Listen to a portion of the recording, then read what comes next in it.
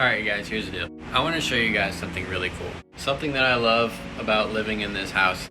In this flower/tree bed that we have here in our front yard, we have these tulips that every year without fail, every single year right at Easter, they bloom. To me, it just strikes me as such a beautiful thing. Because I mean, not only are the flowers themselves gorgeous, but just the obvious symbolism is just spot on. God's really flexing on us over here, I swear. And that was always something I loved about this house. And I never really knew why until this year. I'm just reminded of the beauty of the resurrection and just that story. The significance that it really does have in my heart. And I understand it's not Easter anymore, but like, in my mind, the way I see it, the Easter story never really does end. Because it's not a story in and of itself. I mean, it is, but it isn't. The truth is, in the grand scheme of things, it's really just a chapter in this big grand story that has been being written since literally the beginning of time. Because it's not like Jesus just showed up here, died, came back, and then just left again. That's why I say the Christmas and the Easter stories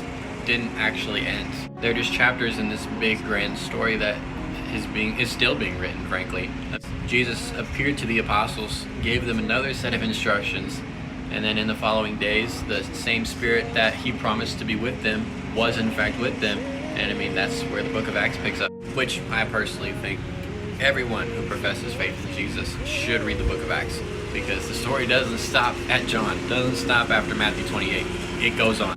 And to the same point that I've been making, and even if you're not a believer, follow me on this, just the significance that every single person in the Bible really played in this grand scheme of things, and just the part that they played in this grand story. You just think about Adam and Eve, Noah and the ark, the prophet Moses, King David, the entire genealogy of Jesus, frankly, all of the apostles. I mean, just to think that without any one of them, the whole story would be entirely different. The tremendous amount of value that they bring to the story that they may not even realize, or at least they may not have realized at the time. And really, just to think how much more intentional we would live our own lives if we considered that logic every single day.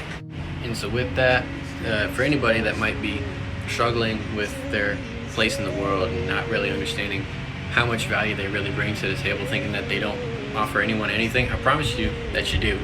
Thinking that your life is worthless and it's going to amount to nothing, that's not true. Stop it. Miss me with that. The tremendous amount of value and the tremendous amount of blessing that you have to offer people, and that you do offer people on the daily, with or without even realizing it, it means more to people than you probably realize. And so even if it's just for a little while longer, please stick around. And really, if you don't believe me in any of this, just go watch It's a Wonderful Life, which, by the way, is my favorite movie of all time. Anyways, that started as a little thing and then turned into something entirely different, as tends to happen with these kind of videos when I'm too out of practice, which I am. I didn't make a whole video for the entire month of March. Anyways, you'll have a good one.